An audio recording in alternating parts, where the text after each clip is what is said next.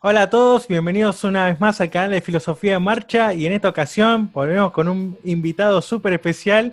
Estamos con Marcos Represas. Hola Marcos, ¿cómo estás? Hola Lucas, ¿cómo estás? Muchísimas gracias por una nueva invitación a tu canal. Es un placer, un honor estar en Filosofía en Marcha y bueno, vamos a ver qué sale hoy. Sí, Marcos, ya sos de la casa, ya sos parte de acá del canal y la comunidad. Para los que no saben, ya hicimos un video junto con Marcos, hablamos de la intempestiva de Nietzsche y la segunda intempestiva sobre Nietzsche y la historia. Así que si no lo vieron, les voy a dejar por acá un enlace para que vayan al canal de Marcos a ver la primera parte y después volver a Filosofía en Marcha para ver la segunda parte de la conversación.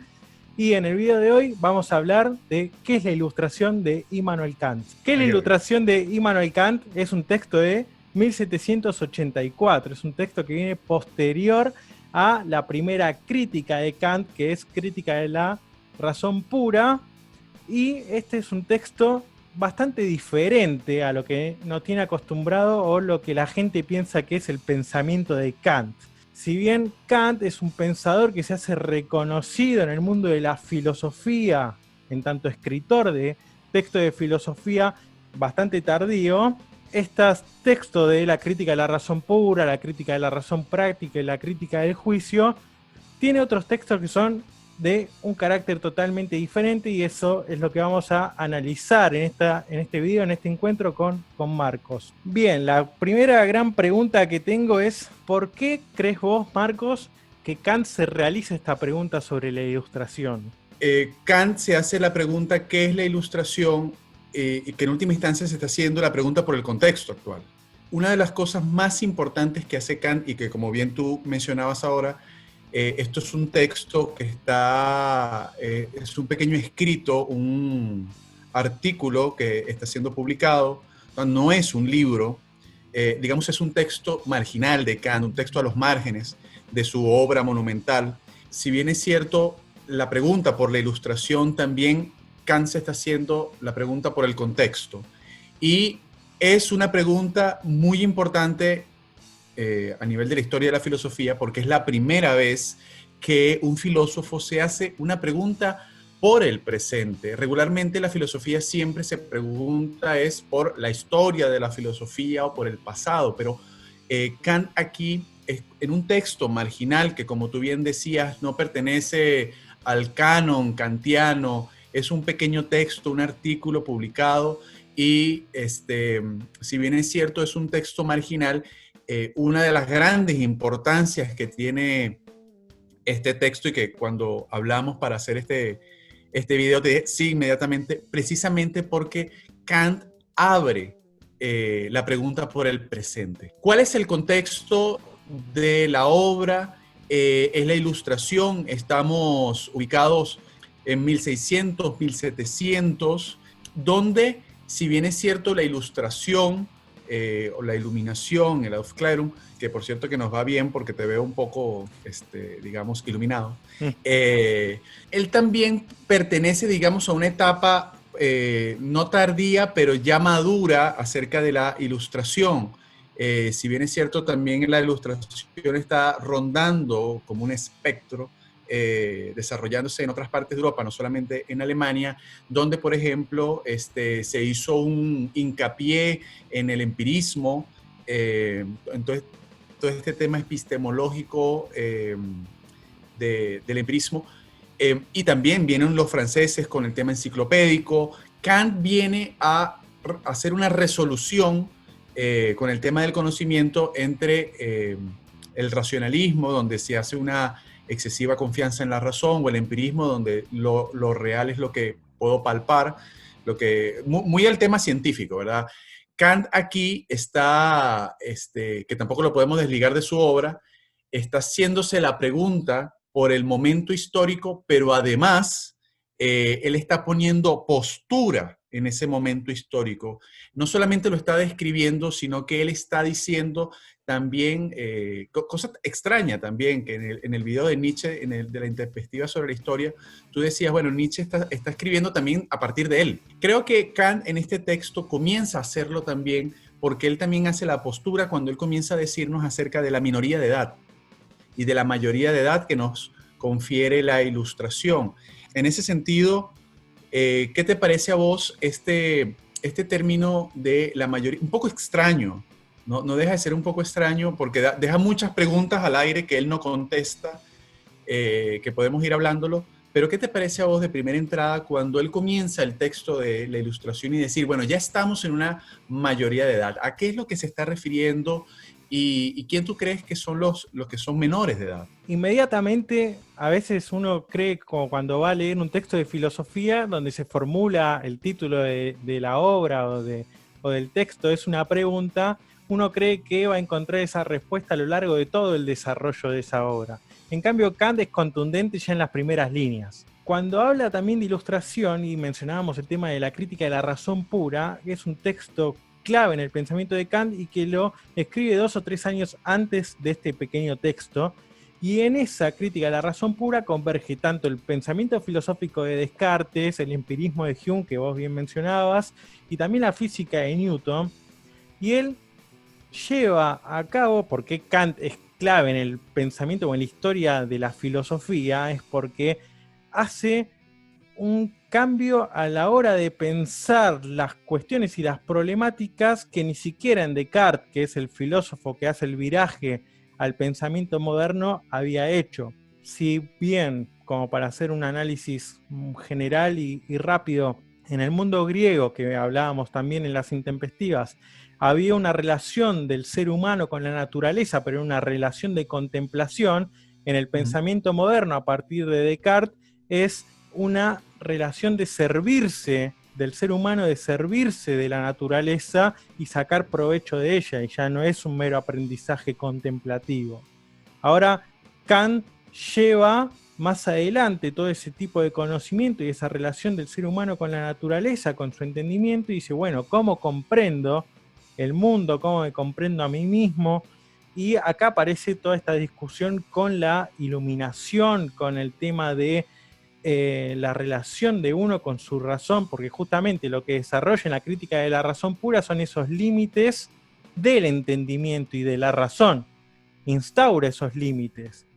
Entonces, a partir de esos límites que instaura, va a decir, bueno, según en el grado o la disposición, el uso que cada uno haga en tanto ser humano de esa razón, de ese entendimiento, de ese intelecto, va a ser, creo que la vara la pone ahí, en ese uso, en esa relación con la razón de cada uno, donde va a instalar la diferencia entre la mayoría y la minoría de edad.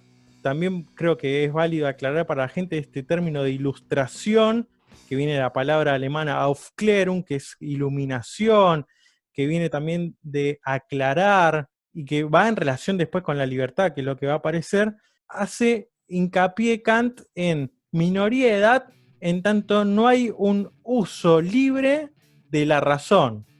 No sé si vos lo entendiste por ahí. Y que los culpables de no hacer un uso libre de la razón somos nosotros mismos. Es decir, cada uno de nosotros es responsable de ser o menor de edad o mayor de edad, porque el adulto, digamos, físicamente o fisiológicamente, ya por naturaleza, uno está en condiciones de asumir si ser responsable y tomar decisiones, pero va a decir Kant, aún la sociedad en su conjunto no ha asumido esa responsabilidad. Para mí el tema de lo que tú decías de la libertad es muy transversal con respecto al texto. Es muy importante para Kant el tema del libre pensamiento. En tanto pueda pensar libremente, comienzo a conquistar, digamos, una mayoría de edad. Y esa mayoría de edad, que no deja de sonar un tanto extraño, a lo que creo que se está refiriendo Kant es al uso de la razón. O sea, ¿a qué edad nos estamos refiriendo? Porque obviamente no se está refiriendo a una edad biológica, se está refiriendo a una maduración, a una madurez de tipo racional. Y va a haber una libertad o va a haber una minoría o mayoría de edad en tanto haya más o menos libertad. Porque él también comienza a decir en el texto que hay una posición muy cómoda de parte de los que se dejan, digamos, gobernar el pensamiento. él comienza también a criticar en el texto cómo es más fácil pagarle a un médico para que me diga qué es lo que tengo que hacer. Si bien es cierto, él nos responsabiliza, ¿verdad? Y que esto también habría que aclarar que tampoco se dijo muchas veces en la filosofía, cómo responsabilizarnos a nosotros, pero para él el tema del bien común es demasiado importante. Si bien es cierto, él nos responsabiliza por alcanzar la mayoría de edad, él sí da como ciertos responsables externos, digamos, en términos Foucaultianos, que van normalizando el comportamiento, la manera de pensar, la forma de pensar, porque él también hay un término bien interesante que es lo de cambiar la forma de pensar. Y él comienza a mencionar, por ejemplo, bueno, el tema de la iglesia, el tema de la religión, pero él no ataca a la religión, porque en última instancia él también es creyente, pero él no ataca a la religión, sino que él dice, tú tienes que tener una libertad para creer o no creer. Tú tienes que tener la libertad, el gobierno, tú tienes que tener la libertad de cuestionar lo que te diga. Él no comienza como a atacarlas muy de repente estratégicamente, ¿verdad? Estamos hablando de una persona que nunca se movió de su lugar, nunca se movió de su pueblo. Y que incluso fue Es famoso el tutor. tema de... exacto, que además fue un tutor, él lo asumió, además, porque este es el tema yo te preguntaría a ti el tema de esta iluminación. Si había una iluminación, se supone que la edad oscura había terminado con Descartes. Pero todavía la ilustración, y que obviamente Kant es uno de los grandes paladines del tema de la iluminación, ¿qué es lo que se está iluminando o a través de qué se está iluminando? Es de reflexionar que hay un exceso de confianza en la razón. La diosa de la ilustración es la razón. Y el tema para poder ejercer esa razón, necesito tener libertad. Por eso el sapere aude del atrévete a pensar por ti mismo y apréndete a valer por tus propios medios del uso de tu propia razón. Es decir, comienza a tener criterio y deja de ser, digamos, en términos marcianos o marxistas, deja de ser un alienado que puede ser gobernada tu subjetividad. Comienza tú a atreverte a pensar. Yo volví a leer el texto después de cierto tiempo y me sorprendió la actualidad que tiene la problemática del texto, porque si bien Kant está pensando en 1784 y en la problemática de su contexto, creo que en el desarrollo de ciertas cuestiones sobre la pregunta por la ilustración han quedado y quedan todavía un montón de características y elementos sin resolver, que pareciera que el planteo de una sociedad ilustrada, como pretendiera Kant de manera ideal, parece ser una utopía en algún punto. Y yo había marcado con respecto a tu comentario que mencionabas recién, por ejemplo, esto de sapere aude en relación a un pensar liberado de prejuicios, un abandono de la actitud pasiva.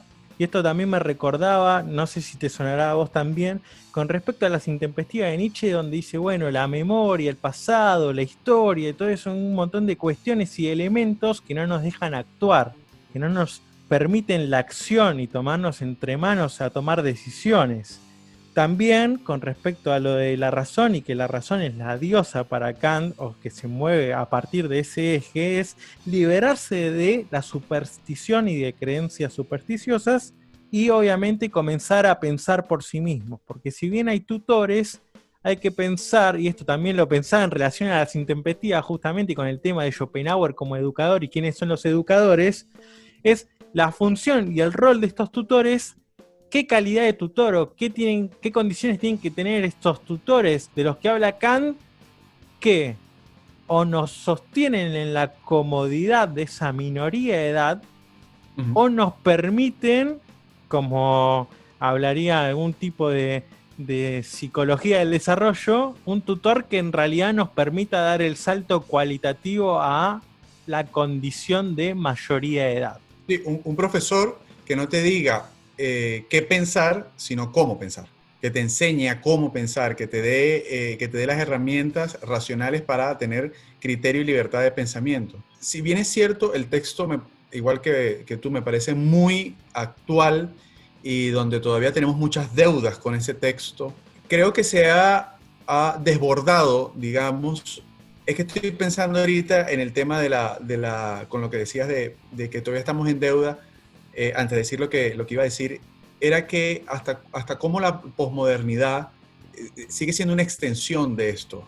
Cómo seguimos con los mismos problemas sin resolver, quizás de una manera más efectiva, donde pueda solucionarnos ciertas cuestiones de la realidad, del humano, cómo poder ser mejores. Bueno, para esto Kant es un tema transversal, el tema del bien común, de cómo utilizar la razón, del tema del uso público de la razón, el uso privado, y cómo seguimos estando en la actualidad en una época tardía, digamos, de la Ilustración, pero que todavía no hemos cambiado de paradigma. Quizás ahora, como dicen aquí en Costa Rica, te atravieso el caballo, se está haciendo un cambio de paradigma, y quizás que podríamos dejar para una nueva conversación, en donde los usos de la razón y el uso político inclusive de la razón se están segmentando, ¿okay? Donde estamos yendo a democracias de minorías y no o sea, el demos murió. Lo que está importando ahora es una sociedad segmentada donde cada quien va a hacer su uso político de la razón y la razón política, en tanto esos segmentos de intereses que cada quien tiene.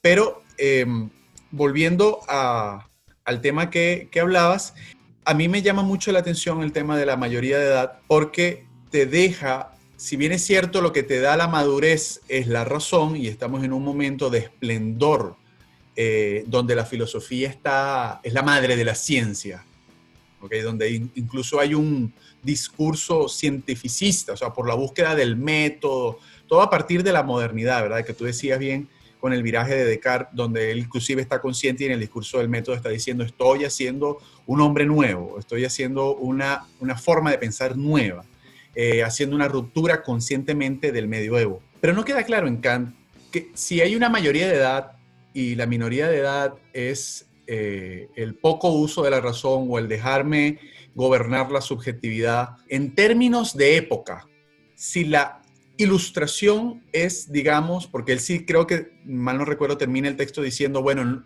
no hemos llegado todavía a la mayoría de edad, pero hay Ilustración.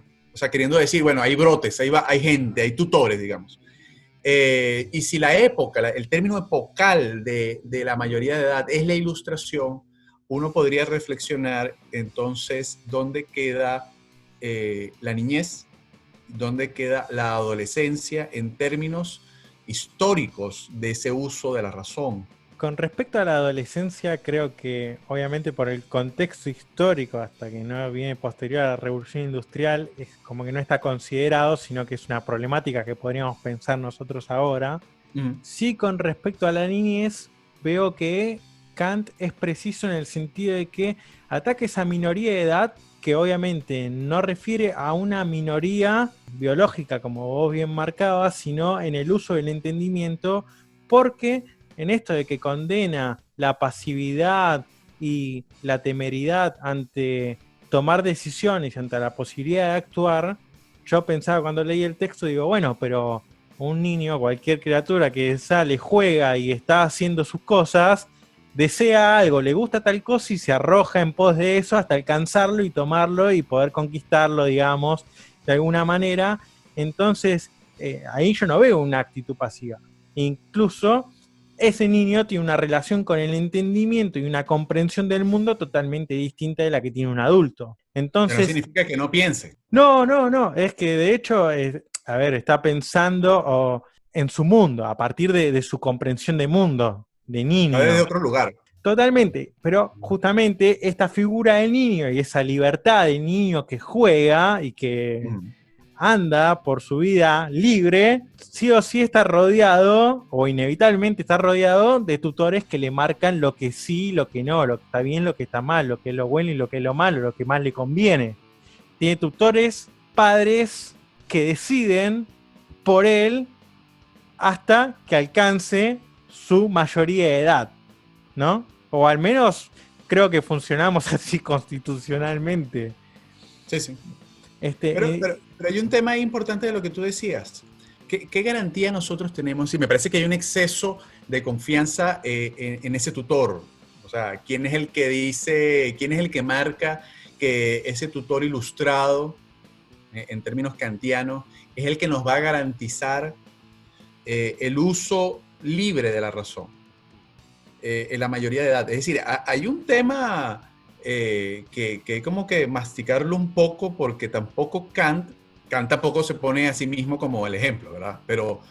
Pero ¿cuáles son las garantías que nosotros podríamos tener? Porque tú decías ahora algo muy importante. Un tutor te puede llevar a un lugar en donde comiences a tener libre pensamiento, comiences a tener criterio, comiences a pensar por ti mismo, que eso no significa que no estamos atravesados por un contexto, una historia y el peso de histórico que tú hablabas al principio, pero también hay tutores en donde te domestican y donde hay un obedecer más que un atreverse a pensar. Sí, de hecho, yo me pregunto, digo, bueno, ¿cuál es el límite entonces de ese tutor o de ese educador, pensándolo en términos nietzschianos? ¿Cuál es el límite de ese profesor? ¿Hasta dónde te guía? ¿Hasta dónde te enseña? Y hasta dónde vos, en tanto ya adulto fisiológicamente, tenés que asumir tus responsabilidades, tus decisiones y ser un mayor de edad en todos los ámbitos. Encuentro que el texto de Kant es que la comodidad y la pereza y el miedo, el temor a lo nuevo son los mayores peligros o las causas originarias por las cuales uno se queda en la comodidad de la minoría de edad. Porque dice, bueno, ser ilustrado no es ser, no tiene nada que ver con la erudición, sino con la relación con el entendimiento, y hace una frase que es contundente, dice, ¿es tan cómodo ser menor de edad? Entonces dice, bueno, nos buscamos un tutor para cada uno de los ámbitos. Y veo, bien mencionabas el tema de la religión, dice, bueno, en temas del alma y de la conciencia moral, buscamos un sacerdote.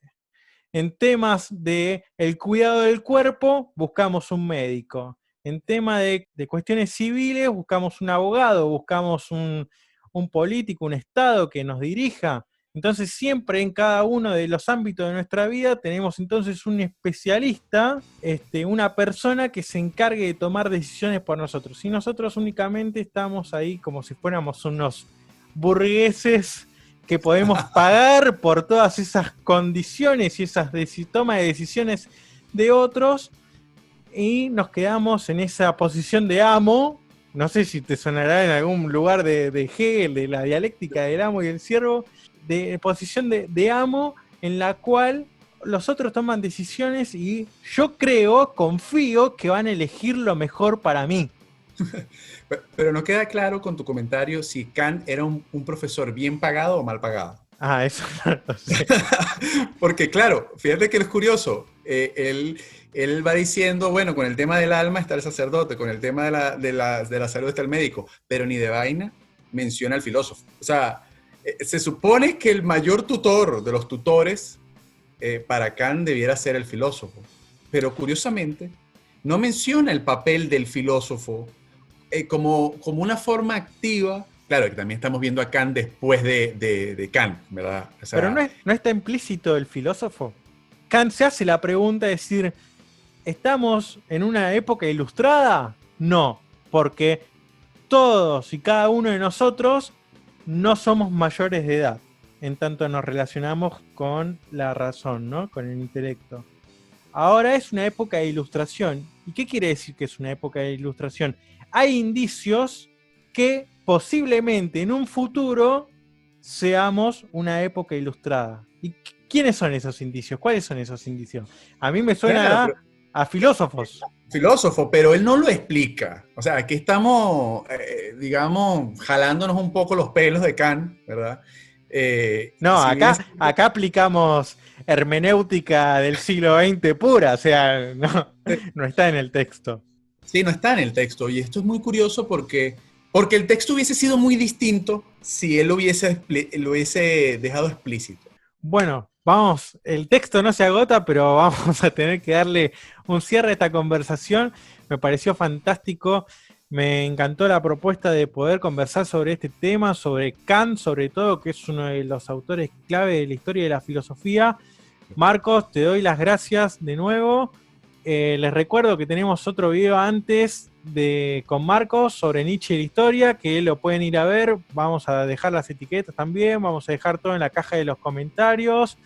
Vamos a dejar también la información en Facebook, Instagram, Twitter, también tiene Marcos y tiene Patreon, así que lo van a poder buscar para estar en las últimas novedades, en contacto también con Marcos, que responde todos los comentarios, responde también las dudas, las pueden dejar acá. Así que, sin más, los espero en la segunda parte del video en el canal de Marcos Represas.